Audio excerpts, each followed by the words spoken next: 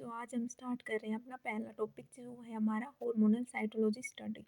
तो hormonal cytology study में हम क्या करते हैं, इसमें हम देखते हैं कि हमारे हार्मोन्स का क्या इफेक्ट हो रहा है साइटोलॉजी में। जो हम सर्विक्स का जो स्मेयर लेते हैं उसके ऊपर हार्मोन्स का क्या इफेक्ट हो रहा है।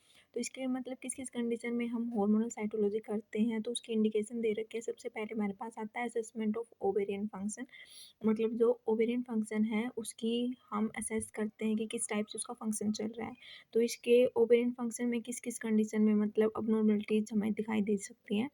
तो सबसे पहले इसमें आता है हमारे पास मेंसेस। मेंसेस कंडीशन में ओवेरियन फंक्शन का किस टाइप से चल रहा है। हिस्टेक्टोमी जो कि होता है यूट्रस जब हम रिमूव कर देते हैं उसके बाद में ओवेरियन फंक्शन कैसे हो रहा है, उसको असेस करने के लिए हम हार्मोनल साइटोलॉजी करते हैं। फिर सेकंड पे हमारे पास आता है assessment of abnormal hormone protection. मतलब किस किस कंडीशन में हमारे हार्मोन का प्रोटेक्शन अबनॉर्मल हो रहा है। जैसे कि हमारे पास ये किस कंडीशन में हो सकता है, तो फर्स्ट हमारे पास है प्रेगनेंसी और अबॉर्शन। इन दो कंडीशन में क्या होता है, हार्मोन का प्रोटेक्शन अबनॉर्मल हो जाता है।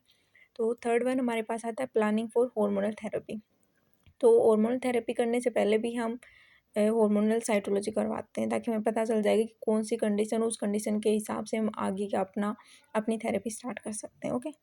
सो नेक्स्ट हमारा है सैंपल कलेक्शन की हम कहाँ कहाँ से सैंपल कलेक्ट करते हैं हार्मोनल साइटोलॉजी के लिए। सो फर्स्ट हमारे पास आता है ट्रांसफॉर्मेशन जोन। ट्रांसफॉर्मेशन जोन क्या होता है, मतलब एक सर्विक्स होता है ना, उसकी जो इनर और आउटर पार्ट दोनों कम टुगेदर आते हैं, वो वाली लोकेशन से हम सैंपल कलेक्ट करते हैं। उस साइड के ऊपर क्या होता है, क्योंकि उसमें स्क्वेमस सेल भी होते हैं और म्यूकस सेल भी होते हैं। स्क्वेमस सेल जो कि होता है आउटर रीजन से स्क्वेमस सेल मिलेंगे हमें, और जो हम अंदर की साइड जाएंगे जहाँ पे कोलमनार सेल्स होते हैं वहाँ पे हमारे पास म्यूकस मिल जाएगा। ठीक है।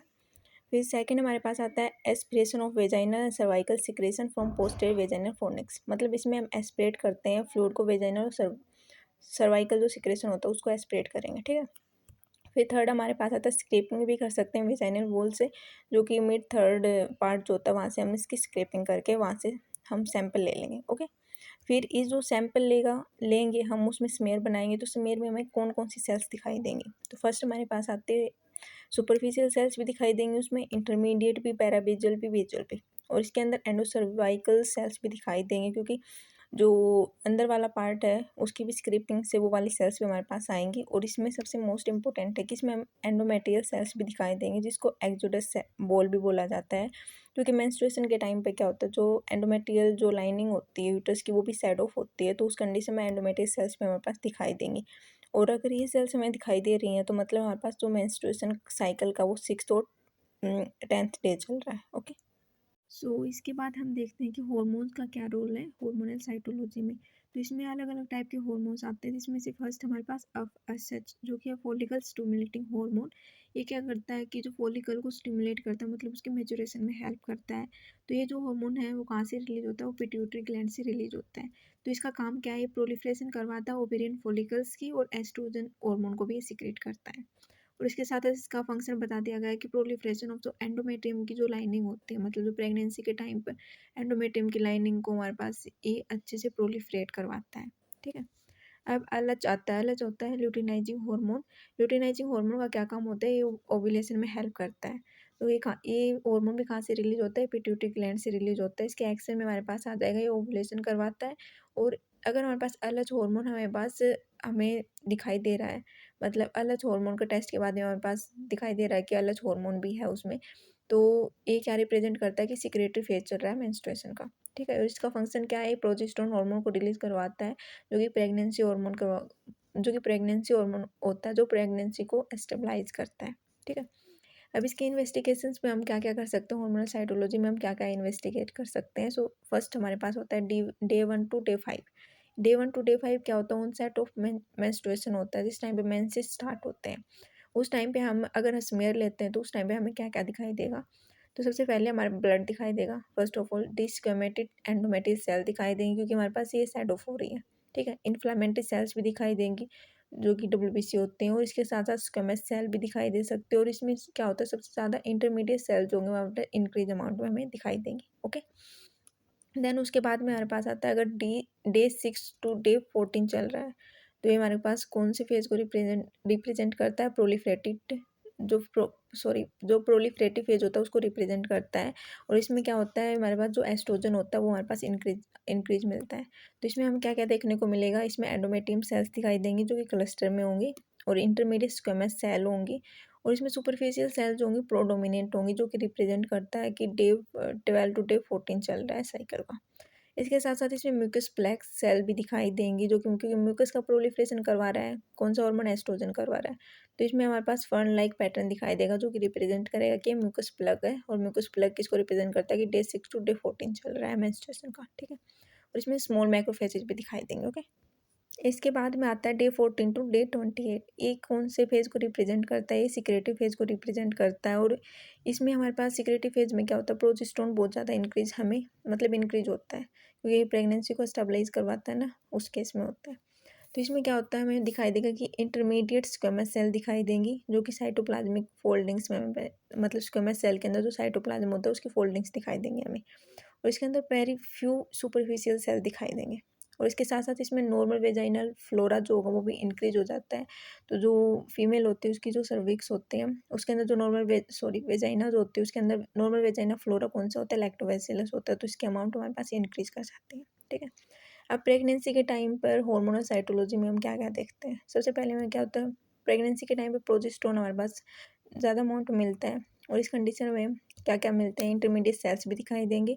एक नेविकुलर सेल्स होते हैं, इसमें क्या होता है जो स्क्वेमस सेल होती हैं उसके अंदर ग्लाइकोजन स्टोर होना स्टार्ट हो जाता है, उन्हीं को हम नेविकुलर सेल्स बोलते हैं। इसके अंदर क्या होता है, जो न्यूक्लियस जो होता है, क्योंकि वो ग्लाइकोजन उसमें स्टोर हो रहा है तो ग्लाइकोजन उसको पुश कर देगा न्यूक्लियस को पेरिफेरी के साइड में।